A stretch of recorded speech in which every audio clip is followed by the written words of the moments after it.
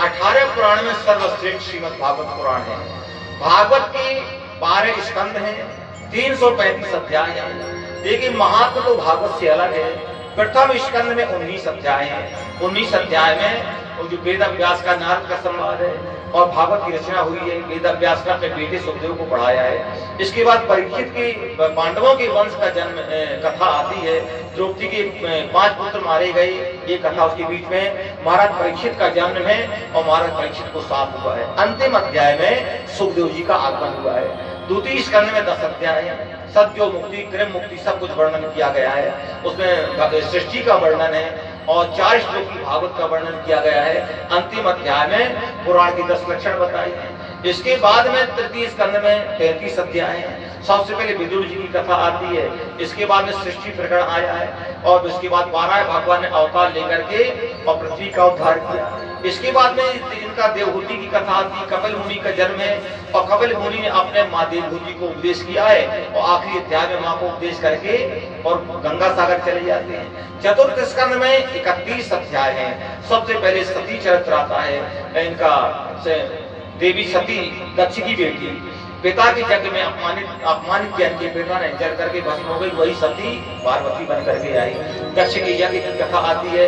इसके बाद में ध्रुव जी की कथा आती है कि भगवान के परम भक्त 5 वर्ष के ध्रुव जी और उत्तानपाद के बेटा सौतेली माँ ने जो कठोर शब्द कहा वो तपस्या करने गए, 6 महीने भगवत प्राप्ति करके आ गए। इनके वंश में अंग हुए, अंग के जो है तो बेन हुए, बेन महापापी हुआ। इसके बाद पृथु महाराज का अवतार हुआ।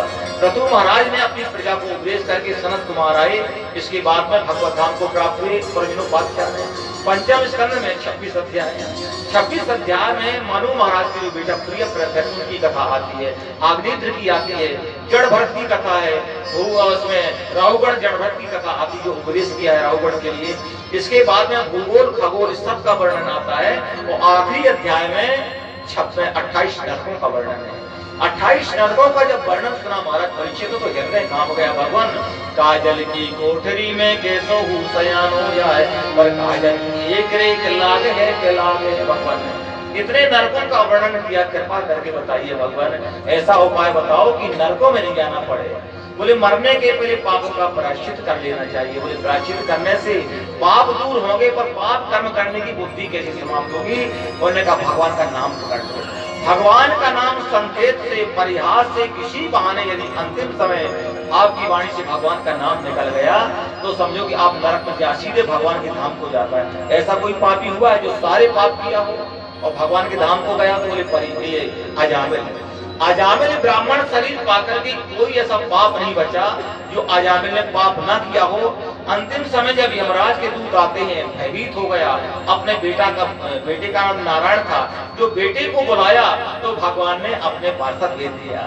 तो कैसा भी पापी वो अंतिम समय वाणी से भगवान का नाम निकल जाए उसका कल्याण होता है, ये बताया। इसके बाद में आगे बता रहे हैं वृत्तासुर की कथा आती है। वृत्तासुर के बाद में 49 मरुद गणों की कथा है। इसके बाद पंचम सप्तम स्कंद में 15 अध्याय है। सबसे पहले प्रहलाद जी की कथा आती है। इनके पिता प्रहलाद के पिता ने प्रहलाद को बड़े बड़े कष्ट दिए। क्यों? क्योंकि भगवान की भक्ति करते थे। अंत में भगवान ने प्रहलाद की रक्षा किया, नरसिंह अवतार लेकर के हिरण्यकश्यप को समाप्त करके और अपने भक्त प्रहलाद को बचाया। इसके बाद में जो है सदाचार का वर्णन आता है। ब्राह्मण क्षत्रिय वैश्य 4 आश्रम में कैसे रहना चाहिए, कैसे धर्म का पालन करना चाहिए। इसके बाद में अष्टम स्कंद है। अष्टम स्कंद में 24 अध्याय है। सबसे पहले गजग्राही की कथा आती है। इसके बाद समुद्र मंथन करवा के भगवान ने देवताओं को अमृत पान कराया। इसके बाद बलि वामन चरित्र आता। भगवान वामन अवतार लेकर के और बलि के यहाँ जाकर के 3 पग में संपूर्ण राज्य लेकर के स्वर्ग लेकर के बलि इनको इंद्र को दिया और बलि को सुतल लोक का राजा बनाया। इस प्रकार से अष्टम स्कंद में। 9वें स्कंद में भी 24 अध्याय है। सबसे पहले मनु के वंश की कथा आती है। सरयाती की कथा, महाराज अम्बरीश परम भक्त हुए भगवान की, उनकी कथा आती है। आगे चल के मानधाता की कथा आती है। उनकी 50 कन्या सौभरी ऋषि को ब्याही गई। आगे चल के राम कथा 2 अध्याय में आती है। इसके बाद में चंद्रवंश का वर्णन है। जजाति की कथा है और इसके बाद में यदुवंश का वर्णन है और सूक्ष्म रूप में भगवान के अवतार की कथा आती है। इसके बाद 10वां स्कंद प्रारंभ हुआ। 10वें स्कंद में 90 अध्याय है। पहले अध्याय में भगवान कृष्ण के जन्म की भूमिका है। दूसरे में देवकी वसुदेव का विवाह होता है। देवकी के 6 पुत्र कंस ने मार दिए। दूसरे अध्याय में देवता भगवान गर्भ में थे, देवता स्तुति करने आए। तीसरे अध्याय में भगवान का अवतार हुआ। चौथे अध्याय में भगवान गोकुल चले गए, योग माया जो है तो वासुदेव जी लेकर के आए। पंचम अध्याय में नंद महोत्सव है। छठवें अध्याय में पूतना चरित्र है। सातवें सत्रह सूत्रणा व्रत की कथा है। आठवें में भगवान का नामकरण लीला है, बाल लीला, और भगवान की जो है तो माखन चोरी लीला। आगे चल के बताएं जो बकासुर को समाप्त किया, अगासुर को समाप्त किया भगवान ने। और ब्रह्मा जी की कथा आती है, भगवान ब्रह्मा जी भगवान के बछड़े और सखा चुरा के ले गए। आगे चल के गौचारण लीला आती है। गौचारण के बाद में भगवान ने काली नाग लीला किया है और यज्ञ पत्नियों पर कृपा किया। इसके पश्चात भगवान ने इंद्र का अहंकार दूर करने के लिए और इंद्र की पूजा बंद करवा करके गोवर्धन लीला करवाई है। श्राद्ध ऋतु का वर्णन है। इसके बाद कामदेव का अहंकार दूर करने के लिए भगवान ने महाराज लीला किया है। इसके पश्चात में कंस को जाके मथुरा उद्धार करते हैं और उद्धव का और गोपियों का संवाद है। इसके बाद रुक्मिणी कृष्ण का विवाह है। भगवान के 16,108 विवाह हुए। इसके बाद में राजा इंद्र की कथा आती है और राजसूय यज्ञ की कथा है।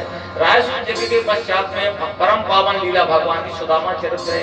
इसके बाद भस्मासुर की कथा है। 3 देवताओं में कौन से श्रेष्ठ है उसका वर्णन आया है। और इसके पश्चात में एकादश स्कंद प्रारंभ होता है। तो 11वें स्कंद में 31 अध्याय है। सबसे पहले यदुवंशियों को साफ लगता है। 9 योगेश्वरों का संवाद है, उद्धव का संवाद है भगवान से, 24 गुरुओं की कथा आती, सत्संग की महिमा, ये सब कुछ वर्णन, मूर्ति पूजा का विधान, धन में क्या गति होती है, सब चीज बता करके अंत में 31वें अध्याय में यदुकुल का संहार करके भगवान अपने धाम को चले जाते हैं। इसके बाद 12वां स्कंद प्रारंभ हुआ।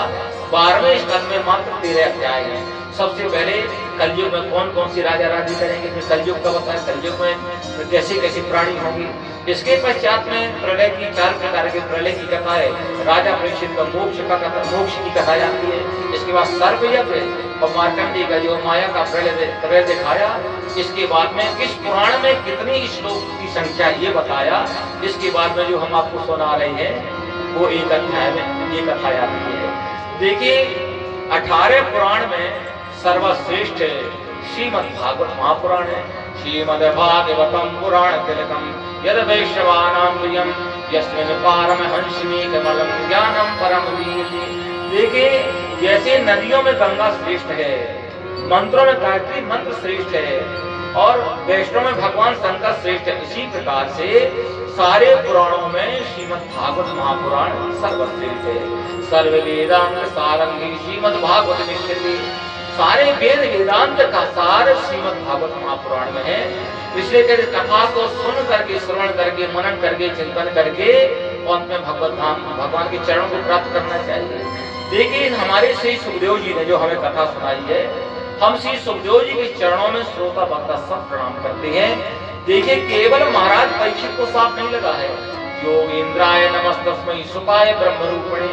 सुखदेव जी ने जो कथा सुनाई है केवल राजा परीक्षित के कल्याण को नहीं, हम सबके कल्याण के लिए ये भागवत सुनाई है। इस 7 दिन का साथ केवल परीक्षित को नहीं लगा है, इस 7 दिन में हमको भी दुनिया से मर के जाना है।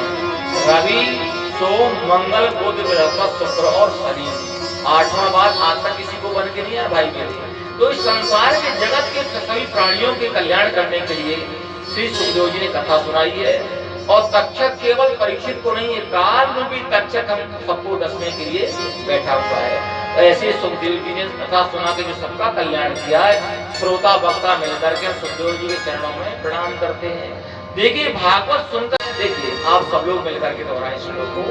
बोले नाम संकीर्तनम यस्यो, नाम संकीर्तनम यस्य सर्व पाप प्रणाशनम, सर्व पाप प्रणाशनम, प्रणामो दुःख शमनः, प्रणामो दुःख शमनः, तम नमामि हरिं परम, तम नमामि हरिं परम, तम नमामि हरिं परम, तम नमामि हरिं तम परम, नमामि हरिं परम। तम नमामि हरिं परम। जिन भगवान का नाम संकीर्तन सभी प्रकार के पाप ताप नष्ट करता है, प्रणामो दुख शमना, जिन भगवान के चरणों में प्रणाम करने से सारे दुख दूर हो जाते हैं, ऐसे नारायण के चरणों में, हरि के चरणों में हम सब मिलकर के तम नमामि हरिं परम, इस प्रकार से मैंने आपके सामने भागवत ग्रंथ पूर्ण की सबको आशीर्वाद दे रहे हैं। आज पितरों की कृपा से, पितरों के आशीर्वाद से, अब मैं ज्यादा तो नहीं बोल पाऊंगा, मैं उन्हीं के आशीर्वाद से ये भागवत का आयोजन हुआ है। सबसे बड़ी खुशी तो मुझे ये हुई कि जब पहले दिन मैंने चिदम्बर जी से पूछा, भैया किस उद्देश्य से भागवत कर रहे हैं, किस उद्देश्य से हो रही है? बोले केवल भगवान की प्रसन्नता के लिए और पितरों की प्रसन्नता के लिए। ये नहीं बताया कि मुझे क्या कामना है। अरे कामना तो भगवान अपने आप भागवत भगवान पूर्ण करते हैं। केवल पितरों की प्रसन्नता के लिए और भगवान की प्रसन्नता के लिए ये भागवत ग्रंथ आज समापन की और निर्विघ्न संपन्न ही भगवान की कृपा से हुआ। तो देखिए, जन्मांतरे भवेत् पुण्यम तथा भागवतम लगे। जन्म जन्मांतर की जब पुण्य उदय होते हैं तब ये भागवत श्रवण करने को मिलती है। भाई मेरे, इतने उत्साह से आज कथा हुई। मैं सत्य बता रहा हूँ आपको, हैदराबाद में मेरी लगभग 50 कथा हो चुकी होंगी, पर जितना आनंद है मुझे इस भागवत में आया, कितने उत्सव, कितने धूमधाम से सबने किया है। भागवत तो मैं बहुत करता हूँ, पर इतने जो प्रसन्नता से, इतनी उदारता से बहुत कम भागवत होती है भैया। तो मैं तो व्यास गति के नाते मैं सभी को भागवत भगवान की ओर से आशीर्वाद दे रहा हूँ। भगवान सभी लोग प्रसन्न रहे, सब खुश रहे, उज्जवल भविष्य हमारे चिदम्बर जी का रहे। भगवान हे प्रभु, कभी कांटा ना लगे बच्चों को हमारे। मैं तो कहता हूँ परमात्मा, इनका कष्ट तो मुझे दे देना, पर इन बच्चों को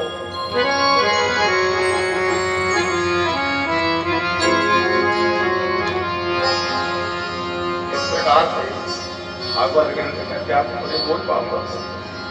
देखिए, भागवत में कथा में जो भी त्रुटि रह जाती है तो भगवान के नाम से वो त्रुटि पूर्ण हो जाती है। तो 2 मिनट हम भगवान का कीर्तन करके इसके बाद पुराण पूजन आरती होगी। आरती के बाद में भागवत जी मंदिर में विराजमान होंगी। इसके बाद हवन होगा। हवन के बाद सब लोग साथ देके जाएं और हमारे चिदम्बर जी को सब लोग आशीर्वाद देके जाएं, जिनके माध्यम से हम सबको भागवत कथा का लाभ मिला है।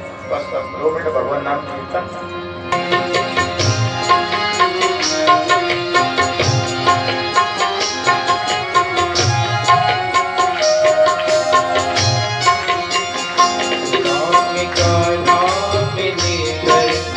मर जाएंगे वो अमर नाम दुनिया कर जाएंगे।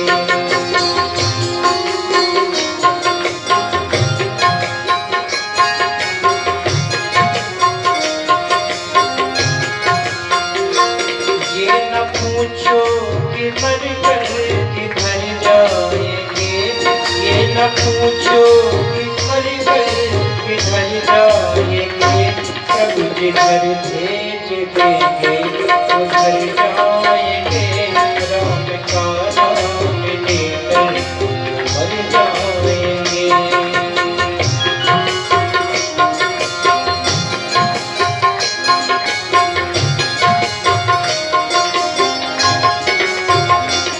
टूट जाए न माला कहीं प्रेम की, टूट जाए न माला कहीं प्रेम की, कि मिट्टी रतन सब बिखर जाएंगे।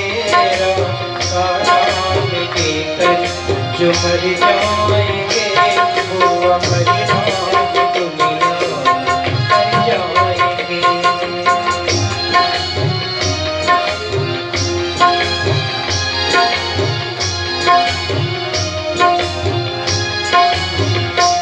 बात मानो न मानो खुशियाँ की, बात मानो न मानो खुशियाँ की। हम मुसाफिर हैं कल अपने घर जाएंगे। राम का नाम लेकर जो मर जाएंगे वो अमर नाम दुनिया में कर जाएंगे।